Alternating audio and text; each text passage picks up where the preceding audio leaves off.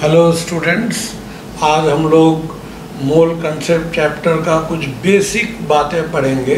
इसमें से कुछ आप लोग 9-10 में पढ़ चुके हैं, तो वो एक तरह से रिवीजन भी हो जाएगा। तो लॉज ऑफ केमिकल कॉम्बिनेशंस ये हम लोग को पढ़ना है। इसमें शायद 2-3 लॉ आप लोग 9-10 में पढ़े भी हैं। उसके आगे हम लोग यहाँ कुछ और 1-2 लॉ पढ़ेंगे। ये बेसिक चीज़ें हैं और इसके बाद फिर हम लोग परसेंटेज कंपोजिशन पे जाएंगे। तो ये काफ़ी बेसिक बात है, लेकिन फिर भी पढ़ना है। 11th में है, कॉम्पिटिटिव एग्ज़ाम में इससे क्वेश्चन ना के बराबर आते हैं, लेकिन फिर भी 11th के लिए ये जानना ज़रूरी है, इसलिए मैं बता रहा हूँ। तो लॉज ऑफ केमिकल कॉम्बिनेशन ये लगभग 18th सेंचुरी यानी लास्ट में 1774 में कुछ लॉ दिए गए, 1792 में, 1804 में, 1808 में, उसी तरह से 1798, मतलब लगभग ये 18th सेंचुरी के लास्ट में या 19th सेंचुरी के बिगिनिंग में ही ये लॉ दिया गया था। और ये किससे रिलेटेड है? ये सभी लॉ जो रिलेटेड है ये किससे, कि जैसे how elements combines, chemical combination नाम ही है, how elements combine to form compound, how elements combine to form compound, इससे रिलेटेड ये दिया गया है ये लॉ शुरू में। तो how elements combine to form compounds, ये मास रेशियो क्या होगा, किस एलिमेंट का कितना एटम मिलेगा तो एक मॉलिक्यूल बनेगा, इन सब से रिलेटेड ये लॉ है। टोटल 5 लॉ इसमें है, जिसमें सबसे पहला यहाँ पर है ये law of conservation of mass, law of conservation of mass.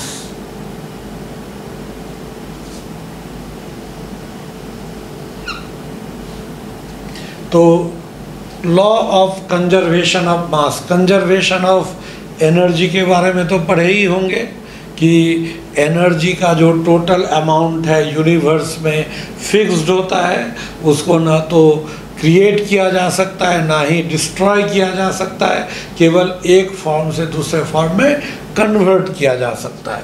तो यहाँ कंजर्वेशन ऑफ एनर्जी के जगह मास हो गया, कंजर्वेशन ऑफ मास।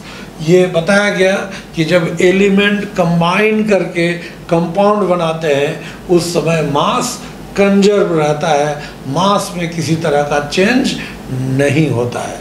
यानी कोई भी केमिकल रिएक्शन हो या फिजिकल चेंज हो, उस चेंज के दौरान मास में कोई चेंज नहीं होता, मास कंजर्व रहता है।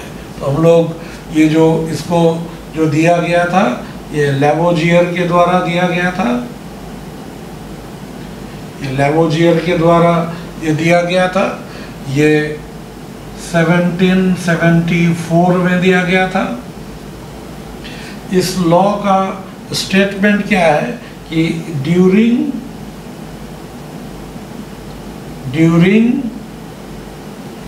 Any physical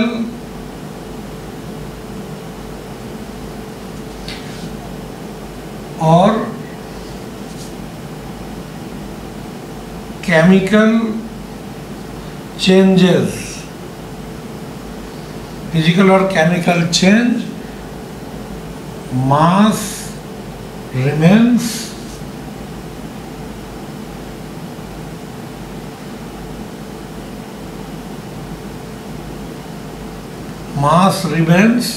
conserved, mass conserved रहता है। मतलब यहाँ पर ड्यूरिंग द रिएक्शन, यानी शुरू में जितना मास लिए, रिएक्शन पूरा हो जाने के बाद अंतिम में भी उतना ही मास रहेगा। दैट इज यहाँ कह सकते हैं कि टोटल मास बिफोर चेंज, जो भी चेंज हो, फिजिकल चेंज और chemical change, is equal to total mass after change. ये जो चेंज होता है उस चेंज के बाद टोटल मास जो होगा वो दोनों सेम रहेगा। या इसको हम लोग ऐसे कह सकते हैं, एक ऐसे भी हम लोग इसको लिख सकते हैं, ये total mass of reactants, total mass of reactants is equal to क्या हो जाएगा, टोटल मास ऑफ प्रोडक्ट्स। लेकिन ये याद रहे, मास ऑफ रिएक्टेंट बराबर मास ऑफ प्रोडक्ट कब होगा, जब रिएक्टेंट बचेगा नहीं। यहाँ पर टोटल मास ऑफ रिएक्टेंट ऐसे लिख सकते हैं, इंटरिंग द केमिकल रिएक्शन में जितना रिएक्टेंट इन्वॉल्व हुआ वो यहाँ लिख सकते हैं total mass of product formed, जितना रिएक्शन में जितना प्रोडक्ट बना। ये सब अब मान लीजिए हम लोग रिएक्टेंट में कोई एक ज़्यादा अमाउंट में ले लिए, तो ज़्यादा अमाउंट में लेने पर फिर क्या हो जाएगा, रिएक्टेंट का कुछ अमाउंट बच जाएगा। हालांकि ऐसे कंडीशन में भी टोटल अमाउंट कंजर्व ही रहेगा। जैसे एग्जाम्पल हम लोग लेते हैं, एक फिजिकल चेंज जैसे आइस और ये वाटर, आइस और वाटर ये एक रिवर्सिबल प्रोसेस है। आइस से वाटर, वाटर से आइस ये बन सकता है, ये एक फिजिकल चेंज है। क्यों? क्योंकि आइस का जो कंपोजिशन है H2O है, वाटर का भी कंपोजिशन वो फॉर्मूला H2O ही है, तो कंपोजिशन सेम है, इसलिए फिजिकल चेंज हुआ। ये फिजिकल स्टेट में चेंज हुआ, केमिकल कंपोजिशन में कोई चेंज नहीं है, इसलिए इसको हम लोग केमिकल चेंज नहीं कहेंगे, फिजिकल चेंज कहेंगे। तो इनिशियली जब रिएक्शन हम शुरू किए तो मान लीजिए इसका A ग्राम है, A ग्राम, और वाटर शुरू में 0, और आफ्टर T सेकेंड या T टाइम ये जो होगा, हम लोग इसका मान लीजिए X ग्राम बचा आइस, और कुछ पार्ट इसका ये Y ग्राम इसमें वाटर में कन्वर्ट कर गया। और आफ्टर ए लॉन्ग टाइम यहाँ क्या हो जाएगा, ये अगर 0 हो गया और मान लीजिए यहाँ पर क्या हो जाएगा, B ग्राम हो गया, तो यहाँ according to principle of conservation of mass क्या हो जाएगा, according to law of conservation of mass. तो कंजर्वेशन ऑफ मास ये क्या होना चाहिए, A is equal to x plus y is equal to B होना चाहिए। ये पूरा इक्वल होना चाहिए, मतलब शुरू में जितना, रिएक्शन के दौरान बीच में जब रिएक्टेंट पूरी तरह से प्रोडक्ट पे कन्वर्ट भी नहीं किया तब भी ये दोनों का सम उतना ही रहेगा, और रिएक्शन एंड हुआ, एंड होने के बाद भी टोटल अमाउंट उतना ही रहेगा।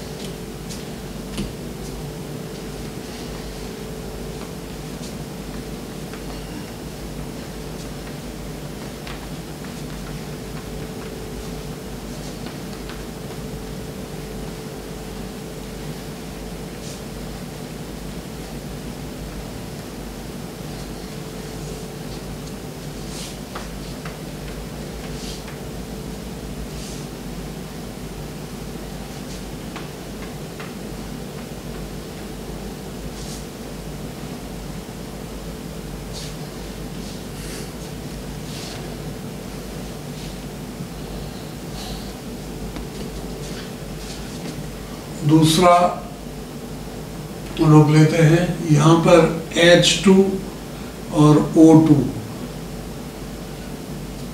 ये मिल करके मान लीजिए H2O बना।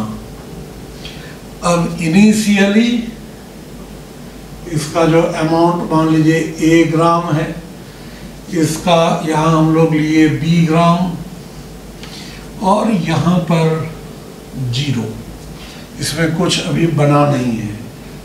आफ्टर T सेकेंड ये इससे कुछ रिएक्शन किया, रिएक्शन करने के बाद यहाँ जो बचा ये मान लीजिए यहाँ C ग्राम बचा, और यहाँ भी कुछ निकला होगा तो उसके बाद D ग्राम बचा, और यहाँ से जब निकल गया तो यहाँ कुछ बना होगा, वो E ग्राम बना।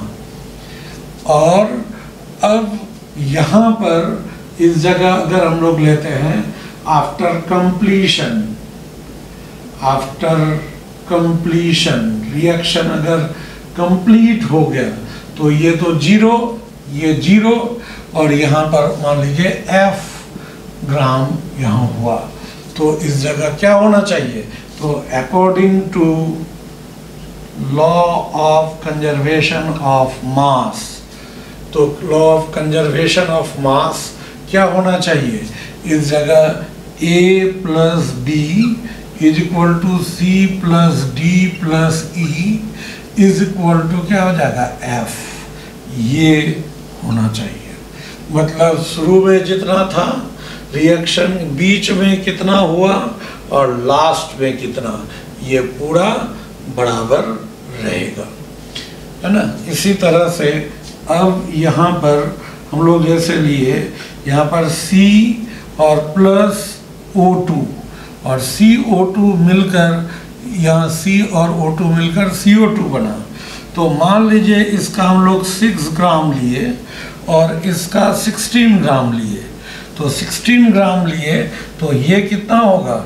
यहाँ पर ये तो शुरू में 0 और T इज इक्वल टू 0, लेकिन आफ्टर कंप्लीशन के बाद यहाँ क्या होगा? इस जगह ये 0, ये 0, तो ये दोनों मिलकर कितना? 22 ग्राम यहाँ बन जाएगा CO2। देखिए इसी जगह एक चीज़ आपको स्पष्ट होना है, इस जगह आपको समझना है कि मान लीजिए ये C प्लस O2 ही है और यहाँ पर हम लोग CO2, तो इसका अब initially T is equal to 0, इसका 6 ग्राम दिया हुआ है और इसका मान लीजिए 20 ग्राम दिया हुआ है, तो 20 ग्राम दिया हुआ है, तो यहाँ पर अभी कुछ नहीं बढ़ा। तो आफ्टर रिएक्शन क्या होगा? यहाँ पर आफ्टर रिएक्शन, ये आफ्टर रिएक्शन यहाँ अगर लेंगे क्या होना चाहिए कि मतलब ये 0, ये 0 और यहाँ पर कितना? 26 ग्राम। ऐसा ये नहीं है, ये तो रूल के अनुसार तो ऐसा होना चाहिए, लेकिन ऐसा नहीं होगा। क्यों? क्योंकि 6 ग्राम कार्बन के साथ यहाँ पर जैसे इसका जो कोफिशिएंट है 1 है, तो 1 मोल मतलब 12 ग्राम, इसका भी 1 मोल मतलब 32 ग्राम, तब इसका 12 ग्राम इसके 32 ग्राम से रिएक्ट करेगा, तो इसका अगर 12 का हाफ हो गया 6, या 32 का हाफ कितना? 16, तो इसका 6 ग्राम इसके मात्र 16 ग्राम से रिएक्शन करेगा, तो इसीलिए यहाँ तो 4 ग्राम बच जाएगा। तो यहाँ पर क्या होना चाहिए? आफ्टर रिएक्शन, ये रिएक्शन के बाद ये क्या हो जाएगा? ये 0 हो जाएगा, लेकिन यहाँ पर 20 में से 16 ही रिएक्ट करेगा, 4 ग्राम बच जाएगा, और यहाँ कितना बढ़ेगा? इसका 6, इसका 16, इसका 22 ग्राम। तो देखिए यहाँ रिएक्टेंट का अमाउंट जो होगा 20 प्लस 6 इक्वल टू प्रोडक्ट का अमाउंट नहीं हुआ यहाँ पर, इसलिए हमने लिखा था कि इस जगह law of conservation of mass में कि total mass of reactant entering into reaction is equal to total mass of product form. यहाँ लिए 20, लेकिन 20 तो इंटर हुआ नहीं, इंटर कितना हुआ, मात्र 16 gram, so only 4 gram is left. But फिर फाइनली देखिए at the end total mass is same, total mass यहाँ कितना 26, यहाँ कितना 4 बचा, यहाँ 22, तो total mass after the reaction again 26। इसीलिए यहाँ पर टोटल मास कंजर्व है, लेकिन हमेशा ये कहना कि जितना रिएक्टेंट लेंगे उतना प्रोडक्ट बनेगा, उतना ही प्रोडक्ट, ऐसा नहीं। तब वैसी स्थिति में कैलकुलेटेड अमाउंट ऑफ रिएक्टेंट लेना पड़ेगा, उतना ही रिएक्टेंट लेना पड़ेगा जितना रिएक्शन में इंटर करे और प्रोडक्ट बचे ही नहीं। ठीक है, तो ये इसका है, ये principle of conservation of mass या law of conservation of mass. इसका देखिए, इसमें तो ऐसा तो मास का कंजर्वेशन तो कहा जाता है, लेकिन ऐसा जब उसको ब्रॉड वे में देखेंगे, है ना, ब्रॉड एनालिसिस करेंगे, तो हम लोग एक आइंस्टीन का इक्वेशन है कि एनर्जी बराबर mc², मतलब ये जो मास है मैटर का, ये जो मास है, मास को लाइट के स्पीड के स्क्वायर से अगर मल्टीप्लाई करें तो हम लोग को एनर्जी मिलेगा, यानी मास के डिस्ट्रक्शन से एनर्जी प्रोड्यूस होगा। तो यहाँ अगर कहीं किसी रिएक्शन में मास डिस्ट्रॉय हो रहा है, एनर्जी प्रोड्यूस, वहाँ मास कंजर्व नहीं होगा। ऐसे जानते होंगे कि जीन्स, ये साइंटिस्ट का नाम है, उन्होंने बताया था कि मैटर क्या है, matter is bottle of energy.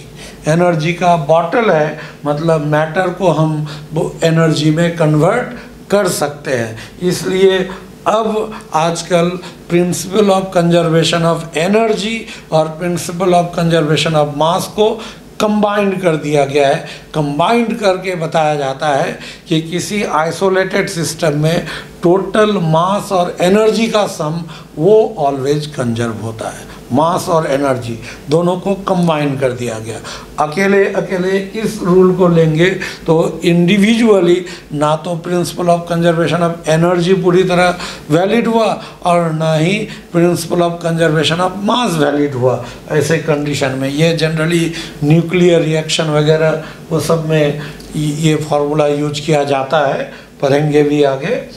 तो इसीलिए अब दोनों को कंबाइन करके आजकल एक्सप्रेस किया जाता है कि किसी आइसोलेटेड सिस्टम में टोटल एनर्जी और टोटल मास, ये मास और एनर्जी का जो सम है वो कांस्टेंट होगा। मान लीजिए मास कुछ घटा तो उसके इक्विवेलेंट एनर्जी प्रोड्यूस हो गया। इस वजह से क्या हो गया, एक घटा तो दूसरा बढ़ा, सम क्या रह जाएगा, कांस्टेंट रह जाएगा। ठीक है, अब इससे रिलेटेड हम लोग कुछ क्वेश्चंस, लेकिन अब जैसे आप देखते होंगे कुछ ऐसा रिएक्शन है जो आपको अपीयर होगा कि मास इज डिसअपियरिंग। जैसे कैंडल को हम जलाएं तो कैंडल उसमें तो मास है, लेकिन जब उसको जलाते हैं जलते जलते ख़त्म हो गया, वहाँ कुछ बचा ही नहीं, मास तो डिस्ट्रॉय हो गया। लेकिन ऐसा है नहीं, वो कैंडल जो होता है हाइड्रोकार्बन है, उसको एटमॉस्फेयर से ऑक्सीजन मिल रहा है और वो जल रहा है, जल करके कार्बन डाइऑक्साइड और वाटर वेपर बन रहा है। उस कार्बन डाइऑक्साइड और वाटर वेपर को अगर हम जमा करें, उसको कलेक्ट करें और ये कैंडल जितना ऑक्सीजन वो एब्जॉर्ब किया, इन दोनों को कलेक्ट करें तो फिर देखिएगा कि amount of candle plus amount of oxygen consumed will be equal to amount of CO2 produced plus amount of water vapour produced. तो वहाँ ऐसे देखकर लग रहा है कि वहाँ मास घट रहा है। ठीक उसी तरह से आप पेट्रोल को जला दीजिए, जलकर ख़त्म हो जाएगा तो वहाँ कुछ बचेगा ही नहीं, तो लग रहा है कि मास डिस्ट्रॉय हो रहा है, लेकिन मास वहाँ डिस्ट्रॉय नहीं हो रहा है। उसी तरह कोयला को जला दीजिए, जलाने के पहले कोयला का वेट कीजिए, वो भारी होगा, लेकिन जल जाने के बाद जो लास्ट वो अवशेष बचता है, रेसिड्यू, उसका वेट लीजिएगा, वो कम हो जाएगा, तो मास घट गया ऐसा लग रहा है, लेकिन ऐसा होता नहीं है। एक्चुअली उसमें जो ऑक्सीजन यूज हुआ और जो प्रोडक्ट बने, सबको कंसिडर किया जाए तो मास रिमेन्स कंजर्व्ड। उसी तरह से कुछ ऐसा प्रोसेस बता सकते हैं जहाँ अपने आप मास बढ़ता चला जाता है, अपने आप मास बढ़ेगा, ऐसा प्रोसेस? तो ऐसा प्रोसेस है जैसे मैग्नीशियम के फीता को अगर मैग्नीशियम उसमें आग लगाकर छोड़ दे तो कुछ देर बाद धीरे धीरे जितना मैग्नीशियम आग लगाने से पहले था, आग लग जाने के बाद, वह जल जाने के बाद वहाँ जो बचेगा रेसिड्यू, उसका वेट पहले से ज़्यादा हो जाएगा, वेट बढ़ गया। क्यों? मैग्नीशियम वो जो जल रहा था तो एटमॉस्फेयर से ऑक्सीजन को यूज कर रहा था, वो ऑक्सीजन मैग्नीशियम के साथ मिला और मैग्नीशियम ऑक्साइड बना दिया। तो मैग्नीशियम प्लस ऑक्सीजन मिल के मैग्नीशियम ऑक्साइड, इसलिए यहाँ वेट गेन होता हुआ पता चल रहा है, लेकिन वो वेट गेन नहीं हो रहा है। यहाँ पर जितना ऑक्सीजन लिया उसको भी जोड़े और magnesium, then we will find that the same amount of magnesium oxide is form. उसी तरह से फिर आप ऐसा ले सकते हैं रस्टिंग ऑफ आयरन, एक लोहा का टुकड़ा को आप छोड़ दीजिए, उसका एकदम प्योर वो लोहे का टुकड़ा को माप करके उसका वेट ले करके उसका कहीं छोड़ दीजिए कुछ दिनों तक, धीरे धीरे उसमें जंग लगने लगेगा। जब जंग लगेगा फिर वो रस्टेड आयरन का वेट कीजिए, उसका वेट लोहा के वेट से ज़्यादा हो गया। तो ये वेट कहाँ से गेन किया? तो ये भी एटमॉस्फेयर में जो मॉइस्चर है, एटमॉस्फेयर में ऑक्सीजन है, इसके साथ रिएक्शन करके आयरन से फेरिक ऑक्साइड, फेरिक हाइड्रोक्साइड ये सब बन गया और उसके वजह से रस्ट आ गया और एटमॉस्फेरिक ऑक्सीजन को जो कंज्यूम किया हाइड्रो उससे और मॉइस्चर को, उससे उसका वेट बढ़ गया। अब हम लोग इससे रिलेटेड कुछ न्यूमेरिकल्स करते हैं।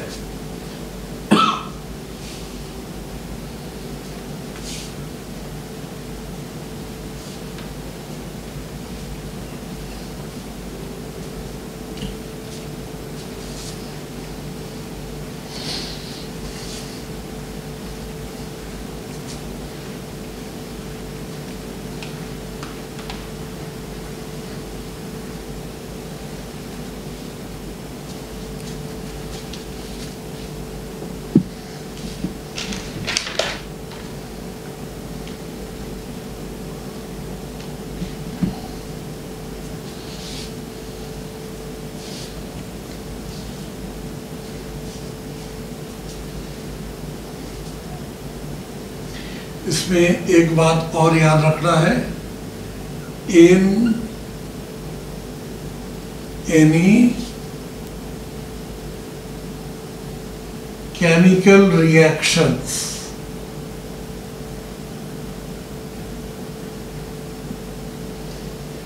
नंबर ऑफ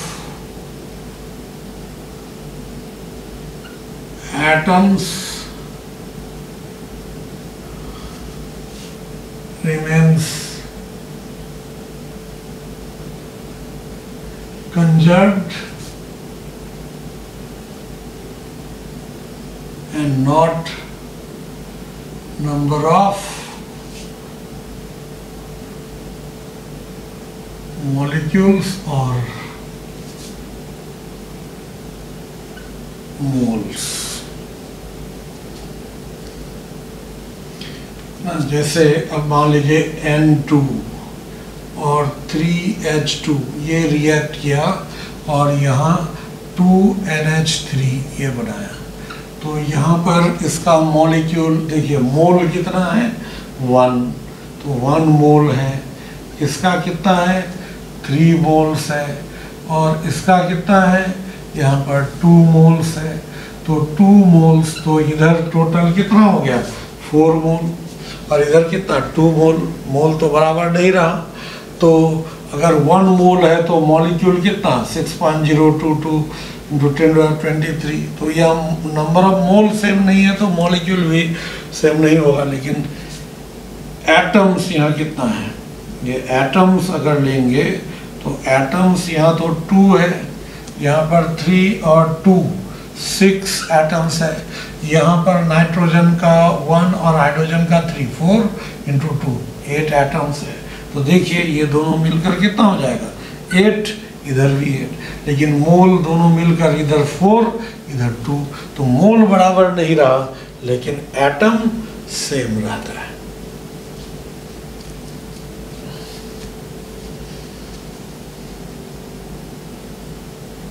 कुछ क्वेश्चंस हम लोग करते हैं।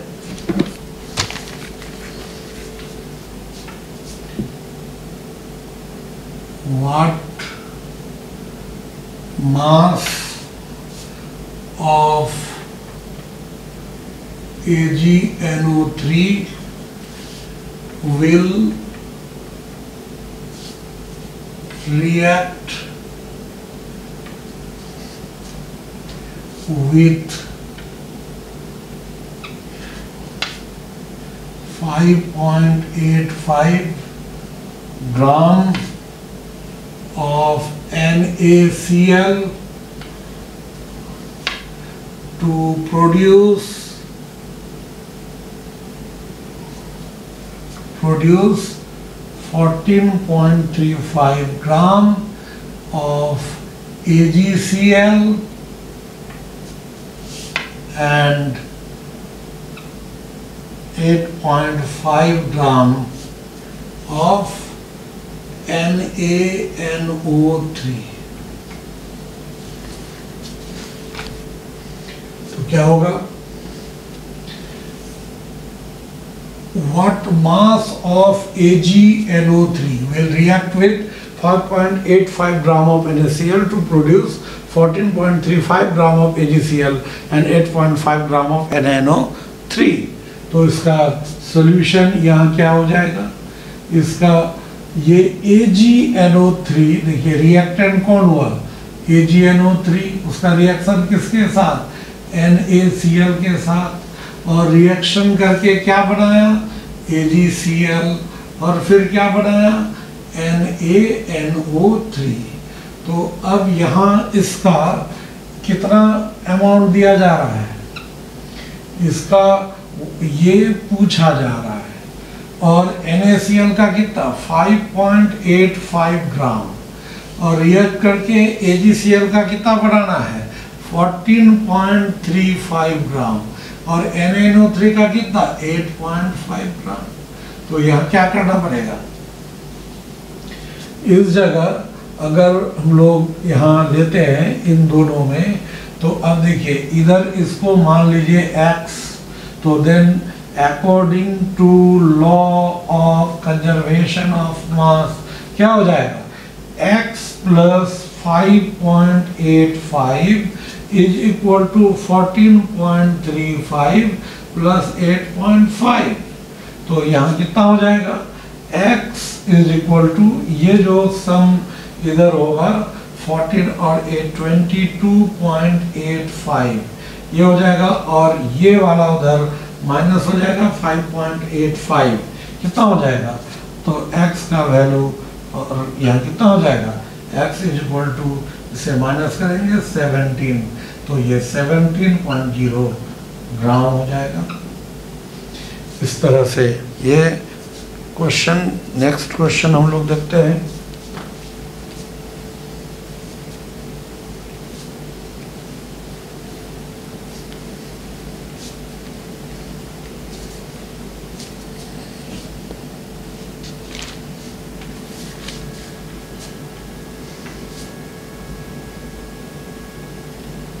If 6.3 gram NaHCO3 are added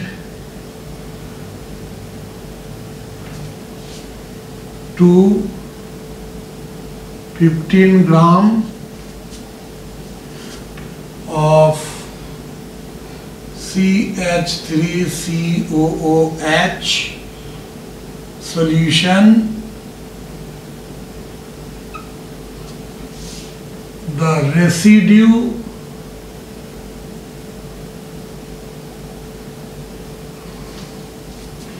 is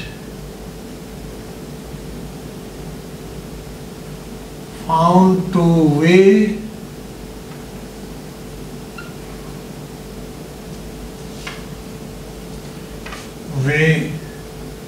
18 gram.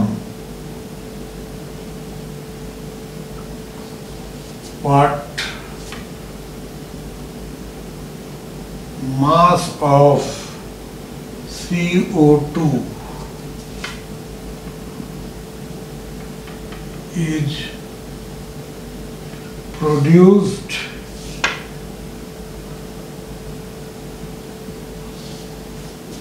in the reaction.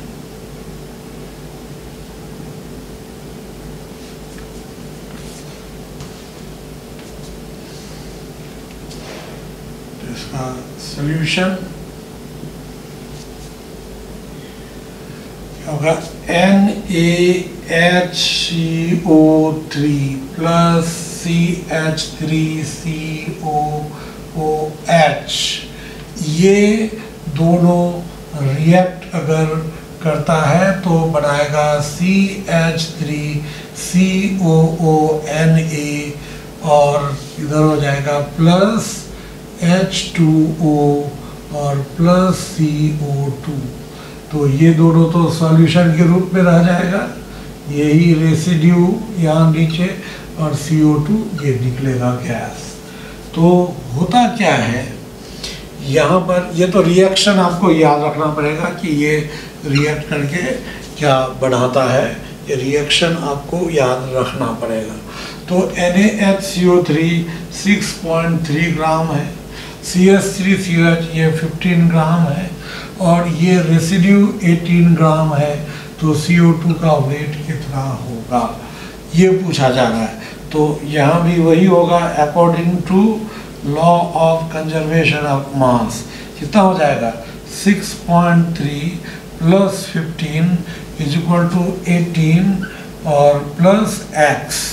तो क्या होना चाहिए, x इज इक्वल टू ये 21.3 माइनस 18 दैट इज 3.3 ग्राम, ये हो जाएगा।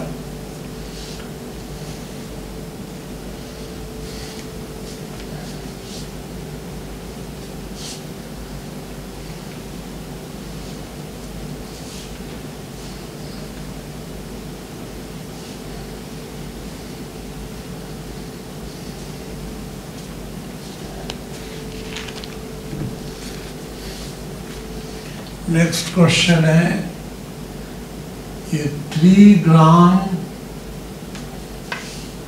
Of ethane on complete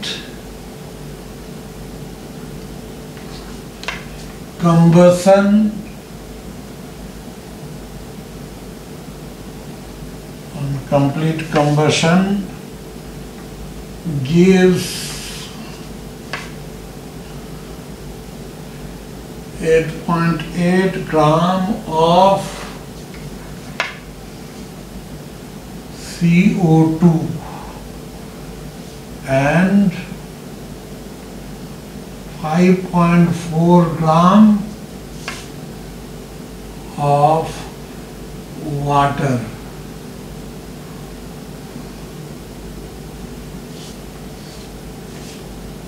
Is it true? Okay, ये हो जाएगा is it true? According to law of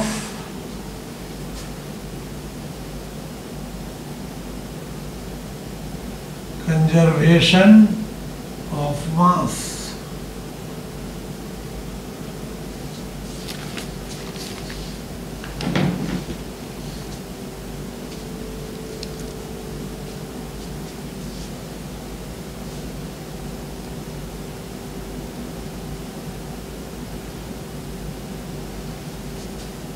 तो इसमें इथेन, यहाँ जैसे इथेन रिएक्टेंट हुआ, ये कंबसन से CO2 और वाटर बन रहा है, तो इथेन का तो 3 ग्राम है और CO2 का 8.8 और इसका 5.4, तो ये तो 14.2 हो जाएगा। इधर 3 ग्राम ही है और इधर 14.2, इक्वल कहाँ हो रहा है?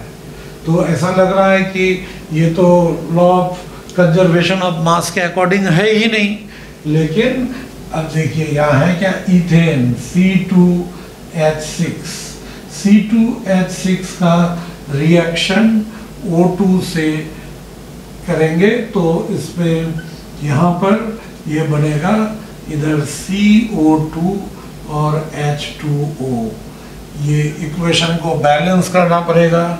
इसका बैलेंसिंग के लिए हमने शुरू में ही बैलेंसिंग के बारे में कुछ एक्स्ट्रा एक वीडियो डाला है, उसमें कुछ यूनिक तरीका है बैलेंसिंग करने के लिए केमिकल इक्वेशन का, तो वो प्योरली मैथमेटिकल है, तो उसको देख लीजिएगा बैलेंसिंग के पहले, यानी शुरू से जब स्टार्ट करेंगे तो पहले बैलेंसिंग वहाँ सबसे पहले दिया हुआ है, तो बैलेंसिंग को एक बार चेक कर लीजिएगा।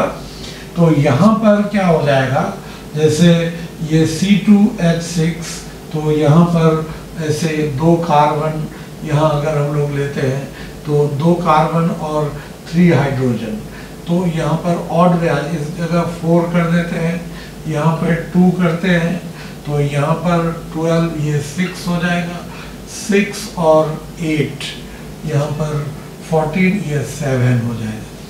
तो ये एक बैलेंस इक्वेशन हुआ। तो C2H6 इथेन इससे रिएक्ट किया, इस ऑक्सीजन का अमाउंट यहाँ पर नहीं है ना। तो सबसे पहले इथेन कितना है, 3 ग्राम। तो यहाँ इस इक्वेशन में देखिएगा तो इसका तो 2 मोल्स है, इसका 2 मोल्स, इसका कितना मोल, ये 7 मोल से रिएक्ट कर रहा है। तो इसका 2 मोल का मतलब कितना, C2H6 का मोलर मास कितना होता है, C2 कार्बन का 12 और इंटू 2 ये हो जाएगा 24 और 6 तो 30 इंटू 2 ये तो 60 ग्राम होगा। इसके 60 ग्राम से इसका 7 मोल, तो कितना हो जाएगा 7 और ये 32 है, तो 14 और यहाँ 224, इसका कितना 224 ग्राम होगा। तो इसका 60 ग्राम के साथ इसका 224 ग्राम, तो उसका 1 ग्राम के साथ इसका कितना होगा, तो इसका 60 के साथ इसका 224, तो 1 ग्राम के साथ कितना 224/60, तो यहाँ कितना है 3 ग्राम के साथ कितना हो जाएगा 224 इंटू 3/60, तो 3 और 20 और 2 तो 112, तो यहाँ पर 11.2 ग्राम हो जाएगा। तो 11.2 ग्राम इसका हो गया। तो अब बताइए यहाँ टोटल मास ऑफ रिएक्टेंट कितना हो जाएगा, तो टोटल मास ऑफ रिएक्टेंट का टोटल मास कितना हो गया, टोटल मास ऑफ रिएक्टेंट उधर हो गया 3 + 11.2 कितना हो जाएगा, 3 + 11.2 14.2 ग्राम, ये टोटल मास ऑफ रिएक्टेंट। अब यही हम लोग ले लेते हैं इस जगह कि इस जगह ये टोटल मास ऑफ प्रोडक्ट कितना, टोटल मास ऑफ प्रोडक्ट ले लीजिए कितना हो जाएगा, प्रोडक्ट में 8.8 + 5.4 तो 2 और यहाँ 14.2 ग्राम। तो देखिए प्रोडक्ट का अमाउंट और रिएक्टेंट का अमाउंट इक्वल हो गया, means it is true according to law of conservation of mass. ये हो गया। अब हम लोग सेकेंड लॉ की तरफ बढ़ते हैं।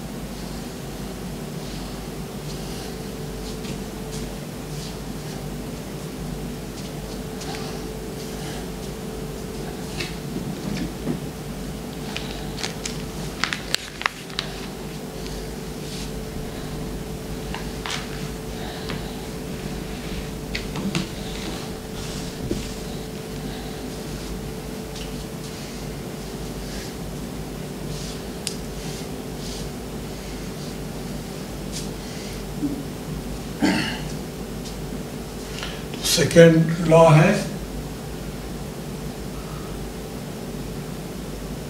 Law of constant composition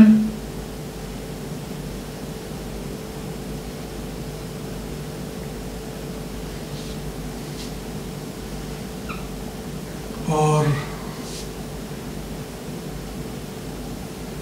law of definite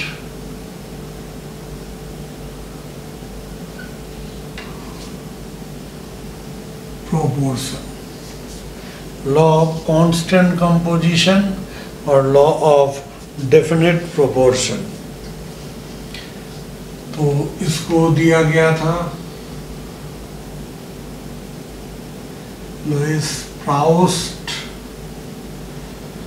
in 1799 कि इसका स्टेटमेंट क्या है।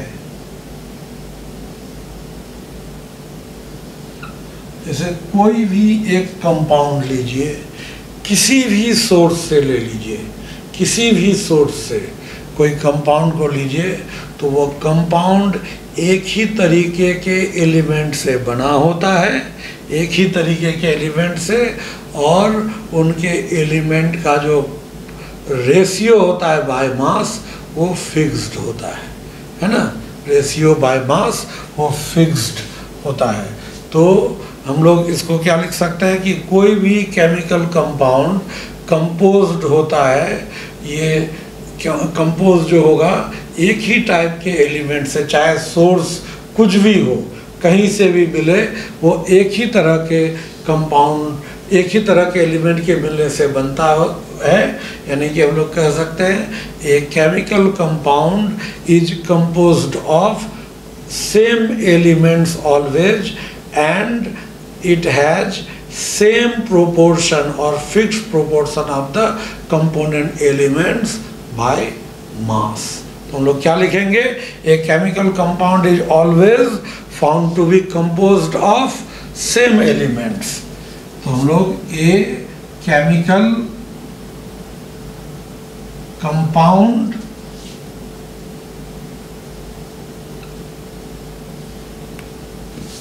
is found to be composed of same elements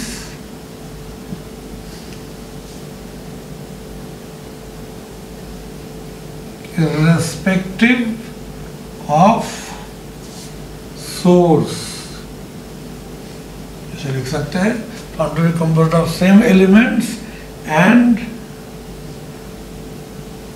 their ratio by mass is fixed in the compound।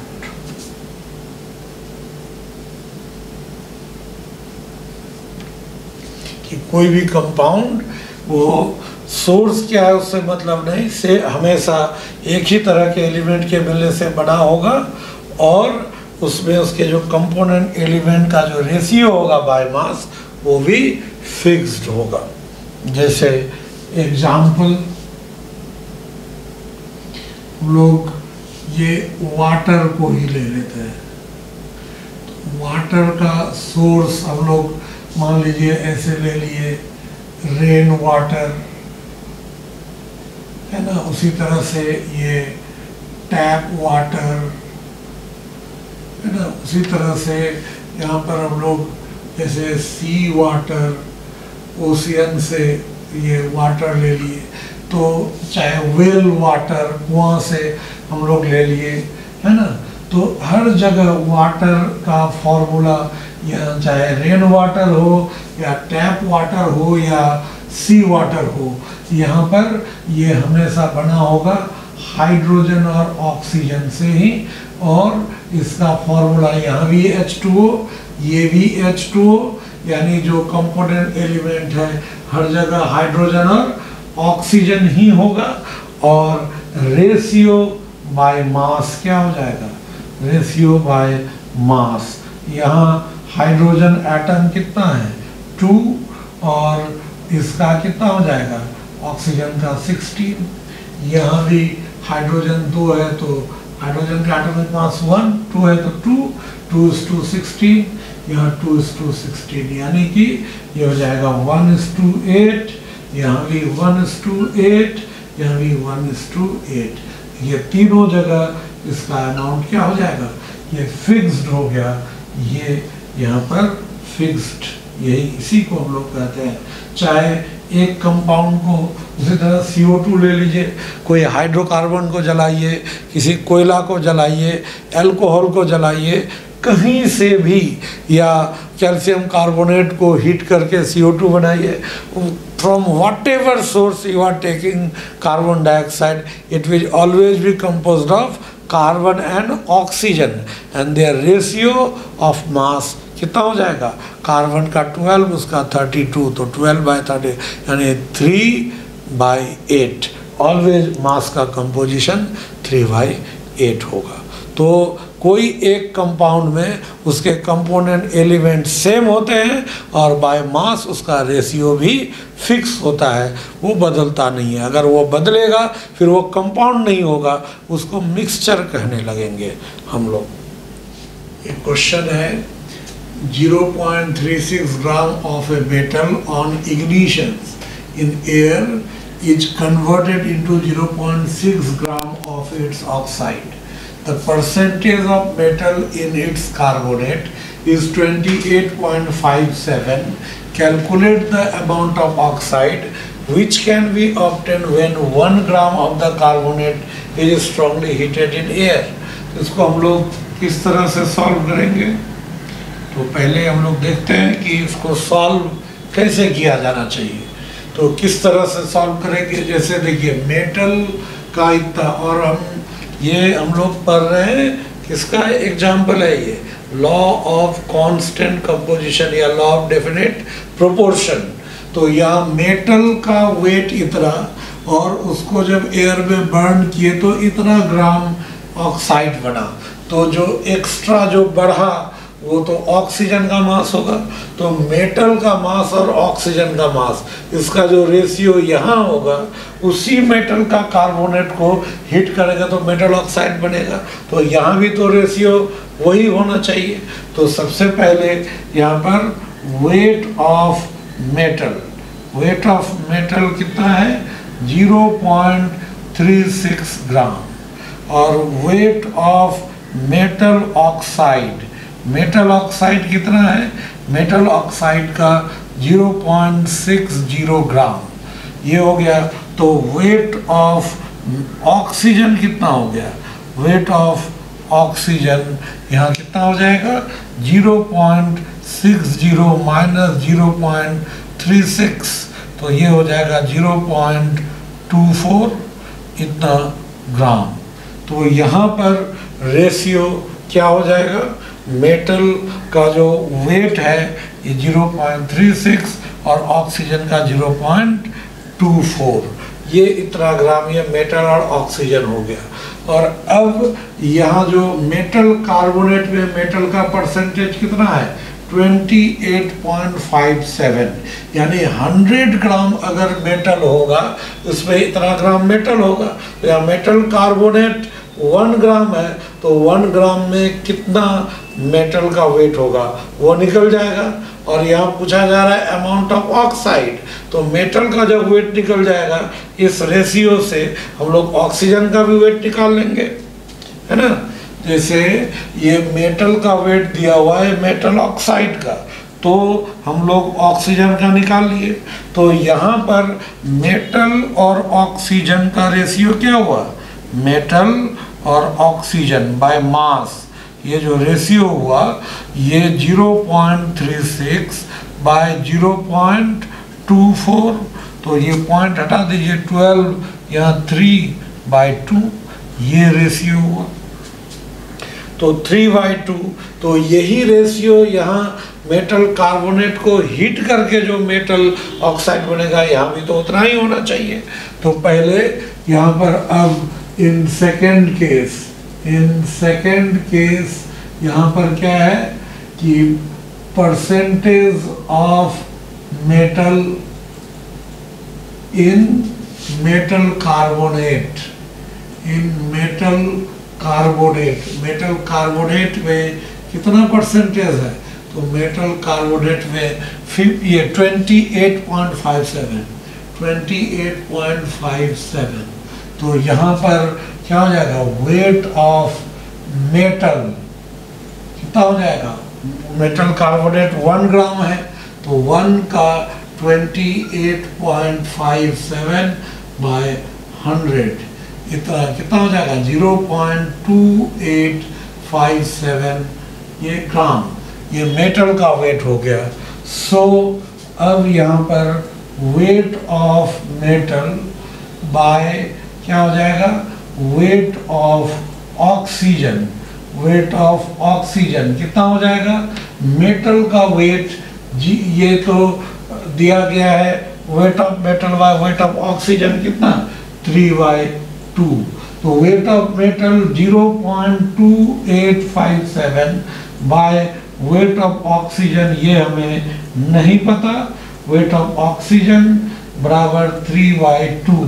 तो अब बताइए यहाँ पर वेट ऑफ ऑक्सीजन कितना होना चाहिए, वेट ऑफ ऑक्सीजन अगर निकालेंगे तो 0.2857 इंटू 2/3 ग्राम, तो यह कितना हो जाएगा, इसको अगर सॉल्व करते हैं तो क्या है 0.2857 into 2 divided by 3, it is 0.1904 ग्राम, ये हो गया। तो अब बताइए वेट ऑफ मेटल ऑक्साइड कितना हो जाएगा, weight of metal oxide is equal to यहाँ कितना होना चाहिए, ये मेटल का 0.2857 प्लस 0.1904 तो कितना हो जाएगा, 0.2857 प्लस 0.1904 it is 0.4761 ग्राम, ये हो जाएगा मेटल ऑक्साइड का वेट। नेक्स्ट क्वेश्चन है, C is a compound, 30 gram of C gave on analysis 10 gram of an element A and 20 gram of another element B. If 15 gram of A react with 50 gram of B, how much C will be formed and what will be the weight of the whole mixture? तो देखिए यहाँ क्या है कि A और B, इसका जो solution है कि A और B मिल करके C बनाया और C का यहाँ 30 ग्राम है, A का यहाँ पर दिया गया 10 ग्राम और B का 20 ग्राम। इसका मतलब C जो कंपाउंड है A और B का रेशियो 1:2 हो गया। तो अब कह रहा है फिर कि A 15 gram of A react with 50 gram of B, how much C will be formed. तो ये एक पार्ट था, लेकिन अब फिर उसी कंपाउंड को बनाया जा रहा है। तो हमने क्या बताया था लॉ ऑफ डेफिनेट प्रोपोर्शन में कि कंपाउंड को किसी भी तरीके से बनाया जाए उसके कंपोनेंट एलिमेंट का जो रेशियो है बाय मास वो फिक्स रहेगा। तो यहाँ अगर 1:2 है यानी A:B जो हुआ ये 1:2 हो गया, तो उस कंपाउंड में भी अगर A और B का रेशियो 1:2 होगा तो A का 15 तो B कितना चाहिए 30, तो यहाँ है 50। तो यहाँ पर इस जगह अब हम लोग लिख सकते हैं कि मास ऑफ ए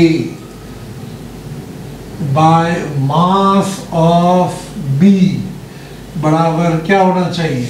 ये तो 1:2, तो A का मास यहाँ 15, तो B का मास हम लोग को चाहिए, मास ऑफ B 1/2, तो मास ऑफ B कितना हुआ? 30 ग्राम। तो A का 15 और B का 30, सो मास ऑफ C फॉर्म्ड कितना हो जाएगा? तो A का 15 और C का 30 कितना हो जाएगा? 45 ग्राम। तो ये हो जाएगा। अब यहाँ कह रहा है how much C will be formed and what will be the weight of the whole mixture। तो होल मिक्सचर, तो ये तो फिर किसी भी रिएक्शन के दौरान टोटल मास कंजर्व ही रहता है। तो टोटल मास शुरू में कितना लिए थे? इसका 15, इसका 50, तो रिएक्शन के बाद भी उतना ही रहेगा। यानी कि according to law of conservation of mass क्या हो जाएगा? ये टोटल मास ऑफ मिक्सचर या टोटल वेट ऑफ मिक्सचर कितना हो जाएगा? टोटल वेट ऑफ मिक्सचर इधर 15 और इधर 50 कितना हो जाएगा? 65 ग्राम। ये हो गया इसका। तो यहाँ इस क्वेश्चन में देखिए क्या हो गया, इस क्वेश्चन में दो कंसेप्ट का यूज है। एक तो लॉ ऑफ कांस्टेंट प्रोपोर्शन का भी यूज है और लॉ ऑफ कंजर्वेशन ऑफ मास का भी यूज है। तो ये हो गया लॉ ऑफ डेफिनेट प्रोपोर्शन।